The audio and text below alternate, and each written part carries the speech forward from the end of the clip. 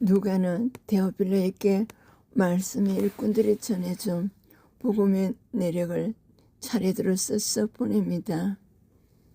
의인으로서 자식이 없는 제사장 사가라는 제사장의 직무를 감당하고자 성소에서 분향할 때 그때 주의사자가 그에게 나타납니다.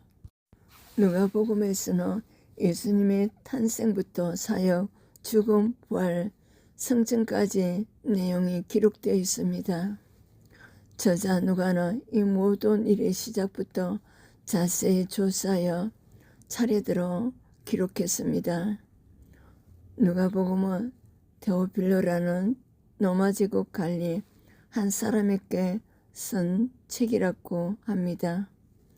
복음을 또 확실히 깨닫게 하려고 그를 위해 쓴 것입니다. 그런데 그 한 사람을 위해 쓴 책이 지금은 전 세계에 전해졌습니다. 내가 한 사람의 구원을 위해 안타까워하며 복음을 전할 때 수많은 영혼을 구원하게 됩니다. 내가 전해줘야 될 나의 데오빌라는 누구입니까? 내가 오늘도 복음을 전해줘야 할 데오빌라. 복음은 불특정 다수가 아니라 구체적인 한 영혼을 향해 흘러갑니다. 하나님은 언제나 한 사람을 부르시고 그 한 사람을 통해 역사를 이끌어 가십니다. 만민에게 한 사람을 통해서 복음이 흘러가고 있습니다. 5절에서 7절 헤롯이 유다를 땄을 때 제사장은 사가랴였습니다. 그 아내 엘리사벳은 아론 가문의 후손으로 두 사람은 하나님 앞에서 모든 계명과 규례를 험없이 지키는 의인이었습니다. 그러나 그들은 나이가 많아 자녀가 없었습니다. 이는 당시 문화에서 수치스러운 일이었습니다. 하나님이 이 부부의 삶을 통해 우리 인생의 목적이 자식이 아님을 세상에 알려주고 있습니다. 성도에게 결핍가하려는 하나님이 나의 진정한 기쁨이자 상급임을 알려주는 도구입니다. 현재 나의 결핍과 고난은 하나님을 찾으며 구원의 직무를 감당하고 있습니까? 8절에서 11절 사가랴는 성소에 들어가 분향하는 제사장의 직무를 감당하고 있었습니다. 자식이 없다고 낙심하지 않고 자신에게 맡겨진 역할에 묵묵히 직무를 행하며 순종했습니다. 그러자 주의 사자가 나타나 분향단 우편에 섭니다. 이처럼 하나님 우리를 찾아오시는 장소는 우리 각자에게 맡겨진 일상의 자리입니다. 오늘 내 삶의 현장에서 사명을 묵묵히 감당할 때 주님이 찾아와 말씀으로 응답하십니다. 그러므로 내게 주어진 평범한 삶을 잘 사는 것이 비범한 인생입니다. 여전한 방식으로 성실히 직무를 감당하고 있습니까? 감당해야 할 역할과 책임을 잘 감당하고 있습니까? 12절에서 17절 기도의 간구함이 들린지라 천사가 사가랴에게 그의 아내 엘리사벳이 아들을 낳을 것이라는 소식을 전하며 그 이름을 요한이라고 지으라고 말합니다. 모태에서부터 성령 충만을 받은 요한이 장차 이스라엘 자손을 하나님께로 돌아오게 할 것이라고 합니다. 이때 천사는 요한의 출생이 사가랴의 기도 응답임을 알려줍니다. 이처럼 의인의 간구나 역사하는 힘이 크다고 야고보서 5장 16절에서 말씀합니다. 하나님은 주께 간절히 부르짖는 성도의 기도로 잊지 않으시고 그 뜻을 반드시 성취시켜 주십니다. 응답될 때까지 내가 간구해야 할 기도 제목은 무엇입니까? 주의 나라를 위한 기도를 하고 있습니까? 나의 정력적인 기도를 하고 있습니까? 18절에서 20절 사가라는 천사의 예언을 믿지 못함으로 능히 말을 못하리니 자신과 아내 모두 나이가 많아 늙기 때문에 천사는 그 예언이 성취될 때까지 사가라가 말을 하지 못할 것이랍니다. 그는 허물고 경건한 사람이지만 상식을 넘어서는 하나님의 약속을 믿지 못했습니다. 우리에게 찾아온 고난은 네 생각을 버리고 주의 약속의 말씀을 전적으로 신뢰하라는 하나님의 외침입니다. 말씀대로 이루시는 분은 하나님이십니다. 신실하신 하나님이십니다. 내가 아직 믿지 못하는 하나님 말씀은 무엇입니까? 하나님 말씀보다 더 확신하는 내 생각은 무엇입니까? 내 생각을 부인하시기를. 21절에서 25절 주님께서 돌보시는 날 사가라는 말 못하는 상태에서 제사장 역할을 감당합니다. 하나님의 징계로 말하지 못하는 부끄러움을 당했음에도 자기 자리를 지켜 맡겨진 직무를 다한 것입니다. 이후 천사의 말대로 엘리사벳은 아이를 잉태합니다. 엘리사벳은 주께서 자신을 돌아보셔서 아이가 없는 수치를 씻어주셨다고 고백합니다. 이처럼 성도는 수치 가운데서도 주께서 맡기신 사명을 감당해야 합니다. 하나님이 나에게 육적 수치의 사건을 허락하신 것은 내 영적 수치를 씻어주시기 위함입니다.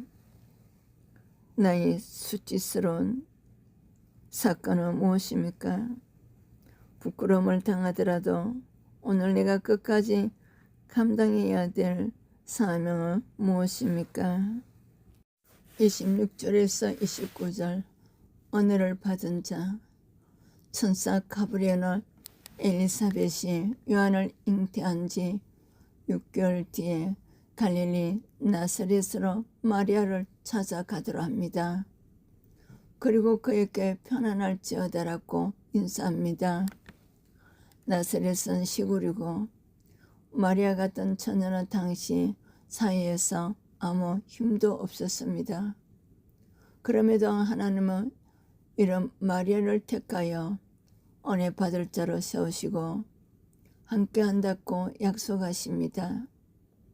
이런 선택은 하나님의 전적인 주권에 따른 일이며 무조건적인 은혜입니다. 하나님의 은혜는 나의 어떤 환경이나 조건을 뛰어넘어 역사하십니다. 내가 남과 비교하여 불평하는 환경은 조건은 무엇입니까? 하나님의 무조건적인 은혜가 이미 내게 임했음을 믿고 있습니까? 아들을 낳으리니 약속을 주십니다. 30절에서 33절 천사가 마리아에게 무서워하지 말라고 합니다. 마리아가 잉태하여 아들을 낳을 것이라고 하며 그 이름을 여호와께서 구원하시다는 뜻의 예수로 지으라고 합니다.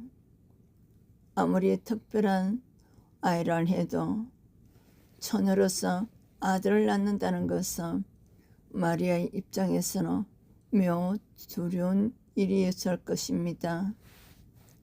그러나 영원하고 무궁한 하나님 나라의 관점에서 이 사건은 예수님의 어머니가 되는 복된 축복이었습니다. 내가 예수님을 만난다면 어떤 사건도 축복이 됩니다.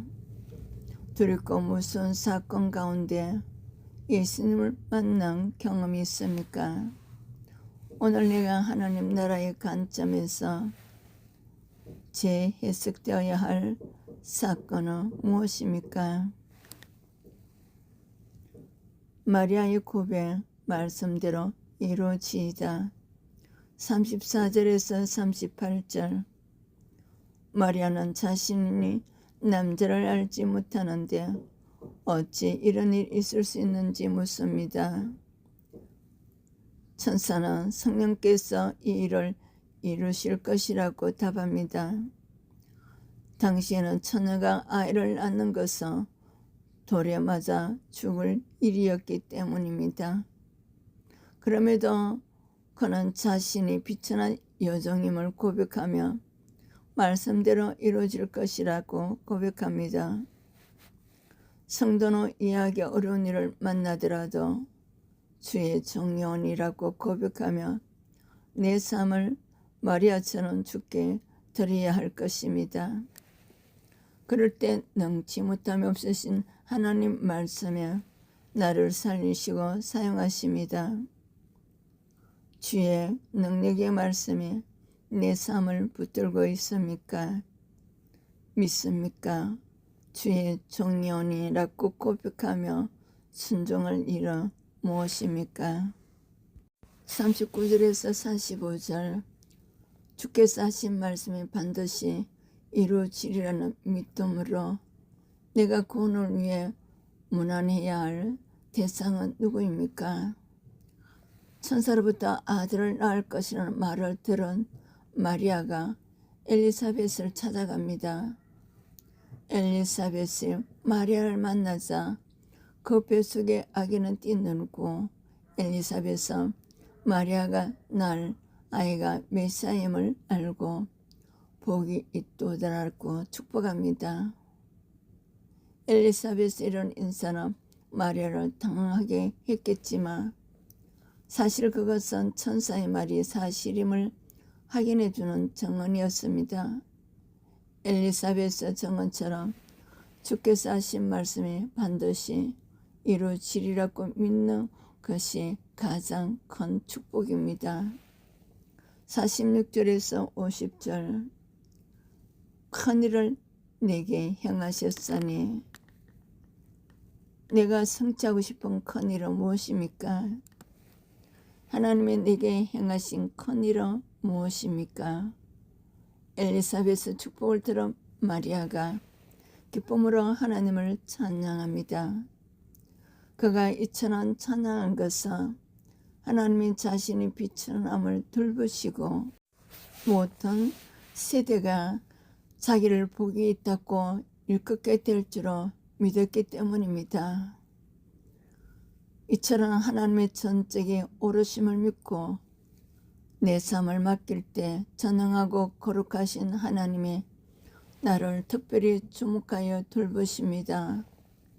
또한 경관 요새가 되시며 피난처가 되어 주십니다. 잠언서 14장 26절 말씀에서 나의 약함을 인정하고 주님을 의지할 때 주께서 12사도와 같이 큰 일을 행하십니다. 51절에서 56절. 영원히 하시리로다. 교만한 마음으로 이 땅의 부와 건세를 추구하다가 흩어짐의 심판을 당한 적이 있습니까? 그것은 구원의 사건이었다고 고백할 수 있습니까? 마리아가 찬양하는 것처럼 하나님은 세상 건세를 추구하는 교만한 자들을 흩으시고 그 교만에서 끌어내리신다고 말씀하셨습니다. 반면 심령이 가난하고 어여 줄이고 목마른 자는 배부르게 채워주신다고 마태복음 5장 3절 6절에서 말씀하셨습니다. 그러므로 주께서 우리의 교만을 흩으시고 건세의 자리에서 내치는 것이 축복입니다. 그래야 우리가 이 땅이 아닌 천국을 소망하기 때문입니다. 하나님을 왕자를 높이시는 은혜이기 때문입니다. 오늘 내가 약하여서 넘어져도 신실하신 하나님의 구원의 큰 일을 내가 영원히 행하신다는 것을 믿으셔야 될 것입니다. 주께서 하신 말씀이 반드시 이루어질 것을 믿고 순종함으로 성령 충만한 삶을 살아야 될 것입니다. 우리의 비참함을 돌보시고 복주시는 주님, 복음의 전도자로 어의 빙교로 쓰시는 주님 찬송 드리게 합니다. 어의 줄이고 내 죄 때문에 애통함으로 날마다 약속의 말씀을 붙잡고 십자가에 예수님과 동행하는 축복자가 되어야 될 것입니다. 57절에서 58절 해산할 기한 나의 가족 요셉 구원의 기한이 차기까지 인내하고 있습니까? 해산할 기한이 전 엘리사벳이 아기를 낳습니다. 나이가 많아 임신과 출산에 불과했던 엘리사벳이 아기를 낳자 이웃과 친족 모두 절구하며 주께서 사가랴 부부를 크게 긍휼히 여기셨음을 알게 됩니다. 하나님의 약속이 성취되려면 해산할 기한이 차야 합니다. 그 기간에 인내하며 약속의 말씀을 끝까지 신뢰하는 자에게 하나님의 긍휼을 베풀어 주십니다. 또한 구원의 은혜를 주시고 그 소식을 듣는 자들과도 함께 기쁨을 나누게 하십니다. 59절에서 63절 요한이라 이름을 허락하셨습니다. 내가 편하기 위해 세상 통념이나 간섭을 따르기보다 수고스럽더라도 하나님 말씀대로 순종해야 할 것입니다. 당시 아기의 이름은 할아버지나 아버지 이름을 따라 짓는 것이 간섭이었습니다. 그래서 사람들은 아기 이름을 아버지 이름을 따서 사가랴라고 부르려고 합니다.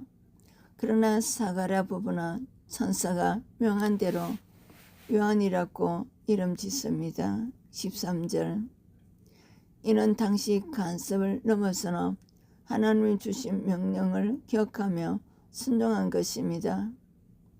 또 자기들의 자녀가 주님의 소유라는 신앙 고백이기도 합니다. 주의 말씀을 기억하고 신뢰할 때 나와 우리 가정 공동체에 구원의 큰 역사가 일어납니다. 64절에서 66절 매일 아침에 눈을 뜰 때 내 입에서 나오는 소리는 찬양입니까? 불평입니까? 사가랴가 천사의 말에 순종하자 그 입이 열리고 해가 풀리며 말할 수 있게 됩니다. 그리고 입을 연 그가 제일 먼저 한 일은 하나님을 찬양하는 것이었습니다. 이를 본 사람들은 하나님을 두려워하고 주의 손에 함께하는 이 아이가 장차 어찌 될지 궁금해합니다. 성도의 믿음의 찬양은 사람들 하여금 하나님을 경외하게 합니다. 또한 나의 가족을 통해 일하시는 하나님을 기대하게 됩니다. 따라서 성도는 날마다 하나님을 찬양함으로 그의 나라를 온 세상에 드러내야 할 것입니다. 불신앙으로 인한 징계의 사건이 있다면 긍휼히 여기시는 하나님의 은혜를 받으시기를 축복합니다. 세상 간섭과 통념에 요동하지 않고 믿음으로 약속의 말씀을 따라 순종해야 될 것입니다. 우리 입술이 주님을 찬양할 때 주의 선한 손으로 우리를 보호하시고 전도자로서 삶을 인도해 주실 것입니다. 오늘 내가 복음을 전해줘야 할 나의 대상, 전도의 대상 데오필로에게 복음을 전해보세요. 사가라와 엘리사벳은 오인이었으나 아이가 없었고 나이가 많았습니다. 구속사적으로 하나님의 침묵의 시간은 구속의 준비 시간이었습니다. 현재 나의 결박의 고난 속에서도 하나님을 찾으며 구원의 직무를 잘 감당하시기를. 사가라는 이미 포기했을지도 모르는 기도가 응답되었다는 것입니다. 기도가 하나님 나라를 위한 기도를 하시기를. 참된 기도는 하나님의 구원 역사와 연결됩니다. 천사가 말합니다. 내 기도가 들린지라. 사가라의 실수입니다. 하나님 말씀보다, 하나님 약속보다, 하나님의 능력보다 자기 나이들의 계산을 한 것입니다. 내가 믿지 못하는 하나님 말씀은 무엇입니까? 사람들은 봉오리가 된 사가라를 일상히 여깁니다. 부끄러움을 당하더라도 사가라는 끝까지 사명을 감당해야 했습니다. 하나님은 수치를 구원의 통로로 바꾸십니다. 마리아는 평범한 시골 처녀였습니다. 이해되지 않는 환경 속에 임한 은혜, 하나님의 은혜가 임했습니다. 내가 난감해하며 불평하는 환경은 무엇입니까? 하나님의 무조건적인 은혜가 이미 네게 마리아처럼 임했음을 믿고 있습니까? 두려운 사건을 하나님 나라로. 천사는 말합니다. 무사하지 말라. 예수님의 탄생은 하나님 나라의 도래입니다. 오늘 내가 하나님 나라의 구속사적인 관점에서 재해석되어야 할 사건이 무엇입니까? 마리아는 모든 것을 이해하지 못했지만 주의 여정론이 말씀대로 내게 이루어지이다. 전적 순종 고백이었습니다. 구속사의 핵심은 하나님의 능력을 이해가 아니라 순종 위에 임합니다. 복음은 오늘 한 사람을 찾고 있습니다. 내 삶에 하나님의 침묵하시는 영역은 어디입니까? 포기했던 기도 제목은 무엇입니까? 말씀보다 내 확신이, 생각이 가로막고 있습니까? 지금 나에게 요구되는 순종은 무엇입니까? 한 사람, 나의 전도 대상 데오필라를 정해 이름으로 기도하고 복음을 전해보시기를. 여전한 자리, 교회 직분 감당, 가정 직무, 예배 섬김을 끝까지 사가라같이 지키시기를. 마리아와 같이 이해되지 않아도 말씀의 건강한 순종을 실천해보기. 하나님 아버지, 나의 개성과 경험보다 주님 말씀을 신뢰하게 하소서. 침묵의 시간에도 떠나지 않게 하시고 부끄러움 속에서도 사명을 포기하지 않게 하소서. 오늘 나를 통해 복음이 전해질 나의 데오필라를 보게 하시고 말씀대로 내가 이루어지이다 고백하는 주의 사명자로서 살게 하옵소서. 예수 그리스도 이름으로 기도합니다. 아멘.